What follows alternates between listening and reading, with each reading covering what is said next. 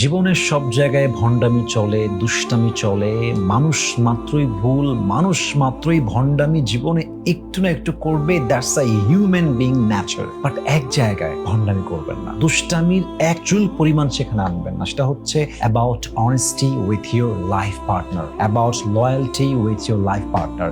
যে আপনার life partner, তার সঙ্গে কখনো বেইমানি করবেন না। একজন জীবন সঙ্গী যখন আরেকজন জীবন সঙ্গিনীকে চিট করে, ধোঁকা দেয়, আল্লাহ আরশ পর্যন্ত কেঁপে যায়। কারণ এটা একটা পবিত্র বন্ধন, এটা একটা পবিত্র সম্পর্ক।